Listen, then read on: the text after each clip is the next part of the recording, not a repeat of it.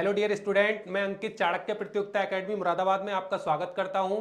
जिस तरीके से हम क्वेश्चन करते आ रहे थे उसी क्रम में आज फिर से हमने क्वेश्चन लिए हैं जो आपकी परीक्षाओं के लिए बहुत इंपॉर्टेंट होंगे। तो चलते हैं पहले क्वेश्चन की ओर। देखिए पहला क्वेश्चन है, उस विकल्प का चयन कीजिए जो दिए गए चार विकल्पों में से विषम है। इस तरीके का क्वेश्चन आ जाता है। इसे क्लासिफिकेशन चैप्टर में है ये क्वेश्चन, ठीक है। ये चैप्टर किसके अंतर्गत आता है? क्लासिफिकेशन। देखिए ऐसे क्वेश्चन में क्या होता है, जैसे उस विकल्प का चयन करना है हमें जो अन्य सबसे भिन्न है, सबसे अलग होना चाहिए। यानी जो अलग है वो तो अलग है ही, साथ में जो तीन ऑप्शन अलग बचे उनका भी एक क्रम बनना चाहिए, उनमें भी कुछ सिमिलरिटी होनी चाहिए उन तीनों में भी। तो देखिए सबसे पहले है A Z H S E U K P. तो देखो हमें क्या करना होता है, या तो इनकी नंबरिंग के आधार पर या फिर अपोजिट लेटर के आधार पर ये अलग होते हैं। तो पहले हमें समझना है, जैसे ए का अपोजिट क्या होता है? Z, A to Z. H S का अपोजिट, एच का अपोजिट एस और एस का अपोजिट एच। के पी यानी पी के, यानी एक दूसरे के अपोजिट होते हैं। ये सारे वर्ड क्या होते हैं? एक दूसरे के अपोजिट। और बच्चों अपोजिट अक्षरों की क्या पहचान होती है? उनका जो जोड़ होता है ना, उनका जो सम होता है वो 27 होता है। उनका सम कितना होता है? 27। तो ए जेड एच एस के पी, तो ये अलग हो गया ई यू। ई का अपोजिट होता है बी, ना कि यू, तो ये सबसे अलग हो गया, यानी ऑप्शन सी इसका आंसर हो गया। अगले क्वेश्चन की ओर चलते हैं। ये तीनों अपोजिट है एक दूसरे के, लेकिन ये सबसे अलग है, तो ऑप्शन सी आंसर। अगला क्वेश्चन देखते हैं, ठीक है। अगला क्वेश्चन है, दी गई श्रृंखला में प्रश्न चिन्ह के स्थान पर क्या आएगा? तो B A T, B E T, B I T, B O T, कौन सा मार्क क्वेश्चन मार्क दे रखा है आगे? अब देखो इसमें क्या देखा है? B A T, B E T, B I T, B O T और क्वेश्चन मार्क, इस तरीके के क्वेश्चन है। अब देखो बी, बी के बाद बी सेम है, आगे भी देखो वी, बी के बाद बी सेम चल रहा है, इसके बाद देखो v के बाद फिर से v। तो इसका मतलब पहला वाला जो अक्षर है उसमें तो कोई चेंजिंग हुई नहीं है, पहला अक्षर तो सेम रहेगा। तो यहां पर पहला अक्षर सेम है तो पहला अक्षर तो ऐसे आ जाएगा b, ठीक है। अब देखो ए के बाद ई के बाद आई के बाद ओ। अगर तुम इन चारों लेटर्स को ठीक से देखो तो आपको समझ आ जाएगा कि ये क्या है? वॉवेल्स। ये क्या है? वॉवेल्स, यानी एक क्रम में लिखे हुए हैं। वॉवेल होते हैं 5, ए ई आई ओ यू। अब 5 वॉवेल होते हैं, 5 वॉवेल में से देखो ए है पहले, फिर ई, फिर आई, फिर ओ। अब की बार क्या आएगा? यू।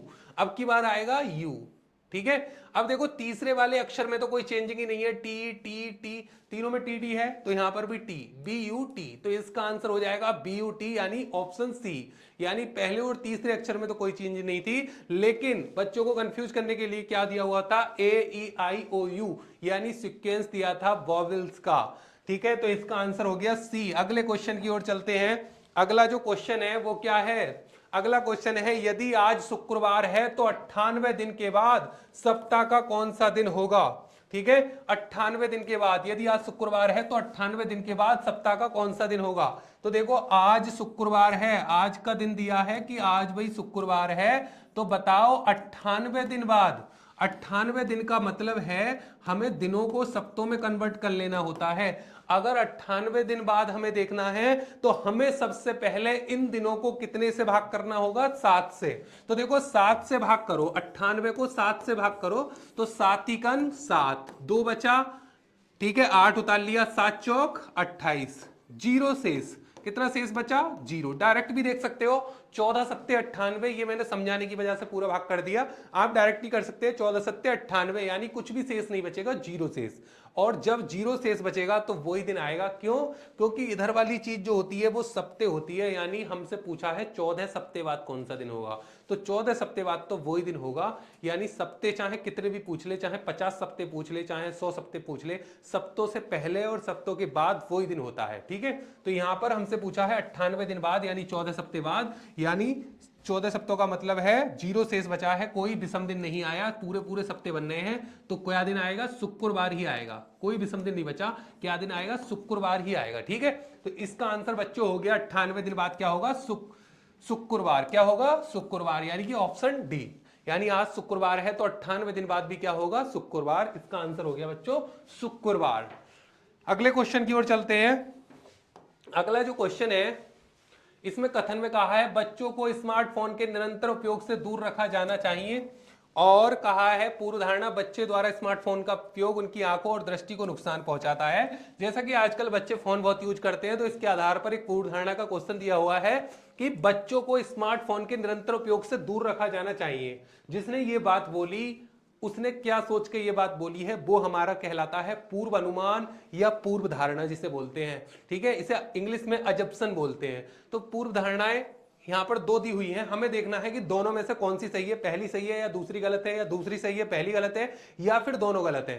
तो देखो पहले कथन पढ़ते हैं फिर पूर्व धारणा। कथन में कहा है बच्चों को स्मार्टफोन के निरंतर उपयोग से दूर रखा जाना चाहिए। तो पहला कह रहे हैं बच्चों द्वारा स्मार्टफोन का उपयोग उनकी आंखों और दृष्टि को नुकसान पहुंचाता है।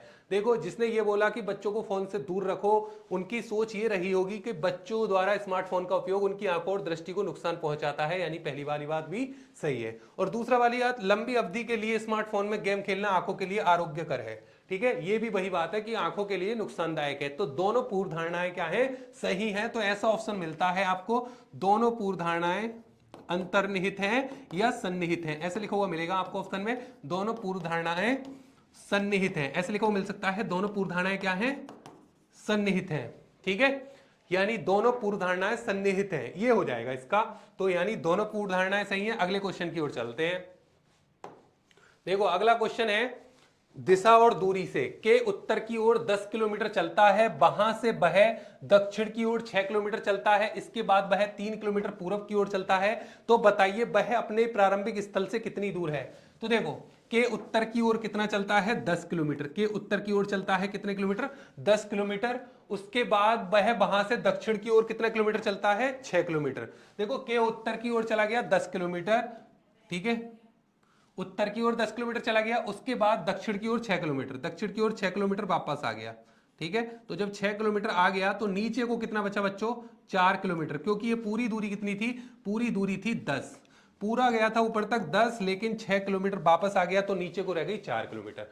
अब कह रहे हैं इसके बाद वह 3 किलोमीटर पूरब की ओर चलता है। पूरब किधर होता है, इधर। 3 किलोमीटर की दूरी थोड़ी कम खींच लो इससे, ठीक है, 4 किलोमीटर से थोड़ी कम, यानी 3 किलोमीटर की दूरी हो गई, और ये दूरी है 4 किलोमीटर। तो अब यहां पर है, तो पूछ रहे अपने प्रारंभिक स्थल से वह कितनी दूर और किस दिशा में है। तो प्रारंभिक स्थल कहां पर है बच्चों, जहां से यात्रा शुरू करी थी यहां पर, और यहां पर पहुंच गया। तो हमें ये वाली दूरी निकालनी है। कौन सी वाली दूरी निकालनी है, ये वाली। तो ये बन गया एक त्रिभुज, और त्रिभुज का जो होता है वो होती है, ये जो ये 4 है और ये 3 है, तो ये हमेशा कितनी होती है, 5, क्योंकि ये त्रिभुज की सबसे लंबी भुजा होती है। अगर 6 है, ये 8 है, तो ये कितनी होगी, 10। कैसे, पाइथागोरस प्रमेय से, कर्ण स्क्वायर बराबर आधार स्क्वायर प्लस लंब स्क्वायर।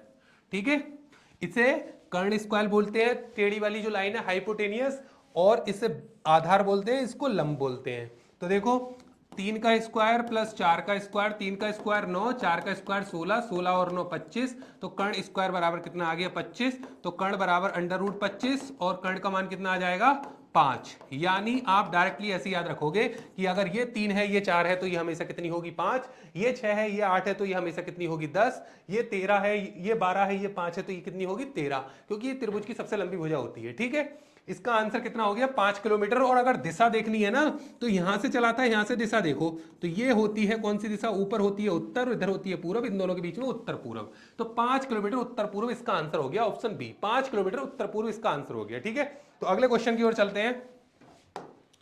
अगला जो क्वेश्चन है वो आ चुका है, श्रृंखला में लुप्त संख्याएं। देखो श्रृंखला में लुप्त संख्याएं x और y ज्ञात करें, और y माइनस एक्स का मान ज्ञात करें। देखो ये सारे क्वेश्चन आए हुए हैं, प्रीवियस ईयर पेपर के हैं सारे क्वेश्चन। देखो 25, 26, अब यहां पर हमें पहले एक सीरीज देखनी है, और देखना है x और y की जगह क्या क्या आएगा, x और y की जगह क्या फिल होगा, उसके बाद हमें y माइनस एक्स का मान निकालना है। तो देखो 25 में एक जोड़ा कितना, 26, 26 में दो जोड़ा 28, तो पहले एक जुड़ा फिर दो जुड़ा। अब की बार बच्चों कितना जुड़ेगा, 3 जुड़ेगा तो कितना हो जाएगा, 31, यानी x की जगह तो आ गया 31। अब की बार कितना जुड़ेगा, 4, 35। अब की बार कितना जुड़ा, 5, तो यहां पर क्या आ जाएगा, y की जगह 40। यानी हमें पता चल गया 40 और 6 40, हमें पता चल गया कि x की जगह तो 31 आएगा, और y की जगह क्या आएगा, 40, क्योंकि 25, 26, एक जुड़ा फिर दो जुड़ा फिर 3 जुड़ा, 3 जुड़ेगा तो यहां पर 31, और 4 जुड़ा 35, 35 में 5 जुड़ेगा तो 40, 31 और 40। लेकिन हमसे तो पूछा है y माइनस एक्स का मान, और बाई माइनस एक्स का मान पूछा है, तो बाई की जगह तो रख दो 40 और एक्स की जगह 31, तो 40 में से 31 गया तो बच्चों कितना बचा 9। तो इसका आंसर हो गया ऑप्शन सी, यानी कि 9 इसका आंसर हो गया। क्लियर है बात, समझ में आ गई। अगले क्वेश्चन की ओर चलते हैं। अगला जो क्वेश्चन है वो है इसमें कितने त्रिभुज हैं। ये क्वेश्चन मैं कई बार आपको बताता हूं, मैंने एक शॉर्ट वीडियो में भी इसे बताया था, एसएससी में आया वो सवाल है ये।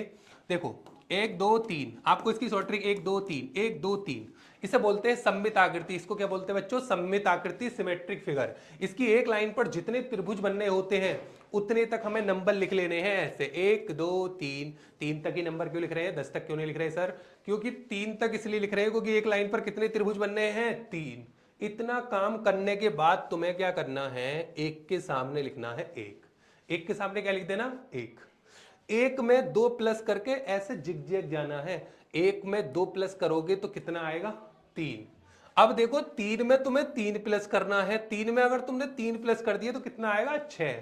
अब 6 3 9 और 1 10। 10 भी ऑप्शन में होगा, लेकिन अगर तुमने इसे लगा दिया तो 100% गलत हो जाएगा। क्यों? क्योंकि अभी आगे भी करना है इस सवाल को। इसे जोड़ा तो कितना हो गया, 10। अब देखो 10 के बाद नीचे से जाना है ऊपर। 10 के बाद नीचे से कहां जाना है, ऊपर। एक नंबर को तो छोड़ना है, पहले को छोड़ने से स्टार्टिंग करनी है। एक नंबर को तो छोड़ना है, एक को लेना है, एक नंबर को छोड़ना है। तो कौन से नंबर को लेना है, 3 को। तो 10 और 3 13।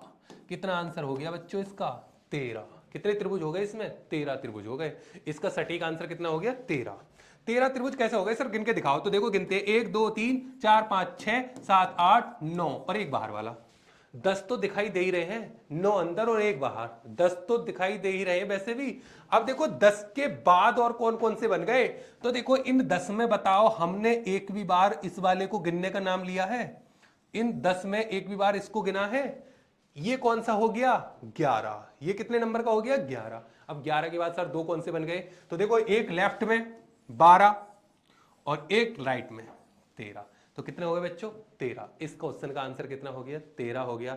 समझ गए होंगे सभी, तो इसका आंसर हो गया 13। ठीक है, अगले क्वेश्चन की ओर चलते हैं। अगला क्वेश्चन है, एक दंपत्ति का एक पुत्र और एक पुत्री है। पिता की आयु पुत्र से 4 गुना है, पुत्र की आयु माता की आयु का 1/3 है। यदि पिता की आयु माता से 6 साल अधिक है तो माता की आयु कितनी है। देखो इसमें एक चीज रह गई है, यदि एक क्वेश्चन आगे लिख लेना, यदि बहन अपने भाई से 3 वर्ष बड़ी है। बीच में एक लाइन छूट गई है, यदि बहन अपने भाई से 3 वर्ष बड़ी है। ठीक है, ये क्वेश्चन में लाइन है, लेकिन यहां पर मिसप्रिंट हो गया है। ये लाइन अपनी तरफ से लिख लेना, यदि बहन अपने भाई से कितने वर्ष बड़ी है, 3 वर्ष। तो अगर हम इसे क्वेश्चन को मैथ के माध्यम से देखें तो बच्चों कैसे देखेंगे, पुत्र, पिता, माता और पुत्री। ठीक है, ये हमारे 4 कैंडिडेट हैं, 2 माता पिता, 2 उनके बच्चे यानी भाई और बहन। इन क्वेश्चन को कैसे करते हैं, जैसे पुत्र, देखो पुत्र हमने मान लिया x। अगर पुत्र हमने x मान लिया तो पिताजी कितने के मानने पड़ जाएंगे, पिताजी मानने पड़ जाएंगे 4x के, क्योंकि 4 गुना है ना पिताजी। तो पिता की आयु जो है वो पुत्र से 4 गुना है, तो पिता 4x के मानने पड़ेंगे क्योंकि पिता की आयु 4 गुना है। अब माता जो है वो पुत्री की आयु 1/3 है, माता की आयु की 1/3 है। 1/3 समझते हो ना, 33 है। अगर माता 33 की हो गई तो पुत्री कितने की हो जाएगी, 11 की। अगर माता 27 की हुई तो पुत्री कितने की हो जाएगी, 9 की। यानी हम माता की तरफ से तो ऐसे कह रहे हैं कि पुत्री माता की आयु का 1/3 है, लेकिन माता की तरफ से, पुत्री की तरफ से ऐसे भी तो बोल सकते हैं कि माता जो है वो पुत्री से कितने गुना है, 3 गुना। माता पुत्री से कितने गुना है, 3 गुना। 11 तिया 33, 9 तिया 27, ऐसे भी तो बोल सकते हैं। ठीक है, तो देखो अब अगर हमने इसकी आयु 22 मान ली तो ये 3y हो जाएगी, क्योंकि माता 3 गुना है। माता कितने गुना है, 3 गुना। इतनी बात समझ में आ गई। अब बताओ ये किसकी आयु है, ये तो माता की आयु है। किसकी आयु है ये, माता की आयु। और माता की आयु पिताजी से कितने साल कम है, 6 साल कम है। माता की आयु पिताजी से कितने साल कम है, 6 साल कम है। अगर इसमें 6 साल जोड़ दिया तो बताओ पिताजी की आयु के बराबर हो जाएगी या नहीं हो जाएगी आयु। पिताजी की आयु कितनी है, 4x। इसे समीकरण नंबर 1 डाल दो। ये तो है माता पिता की बात। अब भाई बहन की बात, ये किसकी आयु है, भाई की। और ये बहन से कितने साल कम है, 3 साल। ये बहन की आयु है, ये भाई की आयु है। तो भाई की आयु में अगर 3 साल जोड़ दिया तो ये बहन की आयु के बराबर हो जाएगा या नहीं। तो बस सवाल यहीं पे खत्म हो गया। सवाल यहां पे खत्म कैसे हो गया, क्योंकि ये हो गया किसका मान, बाई का मान समीकरण 1 में रखने पर, बाई का मान समीकरण 1 में रखने पर, बाई का मान समीकरण 1 में रख दो, समीकरण 1 में रखने पर। तो देखो बाई का मान समीकरण 1 में रख दोगे, 3 बाई की जगह रख दोगे x प्लस 3 प्लस 6 बराबर 4x। अब देखो 3 की गुणा x से करो 3x प्लस 3 की गुणा 3 से करो 3 3 9 प्लस 6 बराबर 4x। अब देखो 3x प्लस 9 6 15 बराबर 4x। अब देखो ये x एक तरफ ले लो, ये 15, 4x माइनस ये 3x उधर जाएंगे माइनस के, तो 15 बराबर x की वैल्यू कितनी आ गई बच्चों 15, और x की वैल्यू आते ही सबकी आयु निकल गई। x की आयु जब 15 आ गई, x किसकी आयु पूछिए, पुत्र की।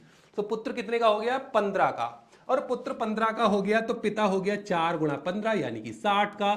और जब पिता 60 के हो गए तो माता पिता से कितने साल कम थी, 6 साल, और 6 साल कम थी तो वो माता कितने की होंगी, 54 की।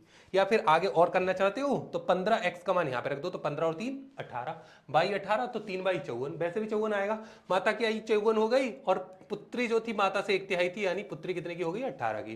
तो हमसे तो माता की आयु पूछी थी, तो माता की आयु इस कंडीशन में कितनी हो जाएगी, माता की आयु हो जाएगी 54 बच्चों, 54 हो जाएगी। ठीक है, इसका आंसर हो जाएगा 54, माता की आयु कितनी 54। अगर आप बिना ऑप्शन के, अगर आप ऑप्शन से भी करना चाहते हैं तो ऑप्शन से भी कर सकते हैं। जैसे अगर मान लो आपको मैथ नहीं आता तो आप बाई ऑप्शन भी कर सकते हैं। मान लो पहला ऑप्शन 54 है या दूसरा ऑप्शन है 54, तो देखो मैं पहले ही ऑप्शन 54 लेके कर रहा हूं आपको। जैसे अगर आपने माता की आयु 54 ले ली, अगर माता की आयु 54 ले ली तो पिताजी कितने के साल के हो जाएंगे, 6 साल बड़े हैं ना पिताजी, तो पिताजी कितने के हो जाएंगे 60 के। और पिताजी अगर 60 के हो गए तो पुत्र कितने का हो जाएगा अपने आप, पुत्र हो जाएगा 15 का। क्यों हो जाएगा 15 का, क्योंकि पिता की आयु पुत्र से 4 गुना है। अरे कितने का 4 गुना होता है 60, 15 का, तो 15 हो जाएगी इसकी आयु। अब पुत्री जो है वो माता की आयु का 1/3 है, और 54 का 1/3 कितना होता है बच्चों 18। अब देख लो कि सारी कंडीशन जो क्वेश्चन में बोली है वो मैच कर रही है इसमें या नहीं। अगर मैच कर गई तो यही आंसर होगा, वरना दूसरा ऑप्शन चेक किया जाएगा। देखो 15 चौका 60, 4 गुना थे, 4 गुना ही है। माता पिता से कितने साल कम थी, 6 साल कम थी। ठीक है, ये जो थे 1/3 थी पुत्री, 1/3 है। बहन और भाई में कितने साल का फर्क था, 3 साल का। बहन अपने भाई से कितने साल बड़ी थी, 3 साल। यानी सारी कंडीशन मैच कर रही हैं, तो इसका मतलब कौन सा आंसर हो गया बच्चों, 54 आंसर हो गया। माता की आयु कितनी हो गई 54। तो इस क्वेश्चन को आप बिना मैथ के कर सकते हैं, यानी एज का कोई भी सवाल आ जाए तो आप बाई ऑप्शन भी कर सकते हैं। ठीक है, जैसे मैं प्रैक्टिस साइड में क्वेश्चन लेता रहता हूं आपके लिए। ठीक है, अगले क्वेश्चन की ओर चलते हैं। इसका आंसर हो गया 54। देखो अगला क्वेश्चन आ गया वेन डायग्राम का, कलम पेंसिल कागज। देखो कलम पेंसिल और कागज ये तीनों है तो स्टेशनरी के अंतर्गत, लेकिन कलम अलग चीज होती है, पेंसिल अलग चीज होती है और कागज अलग। तीनों अलग अलग चीजें होती हैं, तीनों का आपस का जो डायग्राम रहेगा वो ऑप्शन ए, क्योंकि तीनों चीजें अलग अलग है। कलम अलग चीज, पेंसिल अलग और कागज अलग। ठीक है, कोई कागज पेंसिल नहीं होता, कोई पेंसिल कागज नहीं होती, सब चीजें अलग अलग है, तो ऑप्शन हो जाएगा ए, तीनों चीजें अलग अलग। समझ गए, यानी इसका ये वेन डायग्राम हो जाएगा ऑप्शन ए। अगला क्वेश्चन देखते हैं भाई। अगले क्वेश्चन में है, यदि किसी वर्ष 5 मार्च को बुधवार है तो बताओ 5 नवंबर को भी कौन सा दिन होगा। तो हो ना हो, इसका आंसर तो ऑप्शन ए ही होगा। क्यों होगा, मैंने आपको बताया था कि मार्च और नवंबर माह हमेशा एक समान होते हैं, चाहे साधारण वर्ष हो चाहे लीप वर्ष हो। ऐसे ही अप्रैल और जुलाई हमेशा एक समान होते हैं, लेकिन साधारण वर्ष में जनवरी और अक्टूबर एक समान होते हैं, लीप वर्ष में एक दिन का फर्क रहता है। यानी मार्च और नवंबर और अप्रैल और जुलाई तो हमेशा ही एक समान होंगे, चाहे लीप वर्ष हो चाहे साधारण वर्ष हो। तो जब 5 मार्च को बुध है तो जाहिर सी बात है कि 5 नवंबर को भी बुध ही होगा। अगर आप निकाल के देखना चाहते हैं सॉल्व करके, तो देखो 5 मार्च को बुध है और हमें निकालना है 5 नवंबर का दिन। हमें किसका दिन निकालना है, 5 नवंबर का। तो हमें मार्च से नवंबर तक जाना है, तो 5 मार्च तक, मार्च के 5 दिन तो कंप्लीट हो गए। आगे को कितने दिन बचे, 26। 26 में कितने विषम दिन, 5। फिर आया अप्रैल, अप्रैल कितने का, 30 का। 30 में कितने विषम दिन, 2। फिर आया मई, मई कितने का, 31। 31 में कितना विषम दिन, 3। फिर आया जून, जून कितने का, 30 का। 30 में कितना विषम दिन, 2। फिर आया जुलाई, जुलाई 31, 31 का 3। 30 वाले के आगे 2 लिखते जाया करो, 31 वाले के आगे 3। क्यों, क्योंकि 30 को अगर 7 से भाग करोगे तो 2 शेष, और 31 को 7 से भाग करोगे तो 3 शेष। जहां से स्टार्टिंग कर रहे हो वहां पे ध्यान से लिख लो, और जहां पे लास्ट कर रहे हो वहां पर ध्यान से लिख लो। बीच में तो 3 2 3 2 ही आएगा। ठीक है, अगस्त 31 का होता है, लेकिन अगस्त 31 का, जुलाई और अगस्त ऐसे 2 महीने हैं जो लगातार 31 के होते हैं, ठीक है। अगस्त 31 का, 31 में कितना 3, फिर आया सितंबर, सितंबर 30 का 30 में 2, फिर आया अक्टूबर, अक्टूबर 31, 31 में 3। लेकिन नवंबर हमें पूरा नहीं लेना, कहाँ तक लेना है 5 तारीख तक। 5 में कितने विषम दिन 5। तो या तो इन सबको जोड़ के तुम 7 से भाग करो, या फिर सबके जोड़े बना के काट दो। देखो 5 और 2 7, 7 को ऐसे ही खत्म कर दो। 3 और 2 5 और 3 8, 3 11 और 2 13 और 3 16 और 5 21। या फिर ऐसे काट दो 5 और 2 7, ऐसे 7 7 करके फिर 14 करके।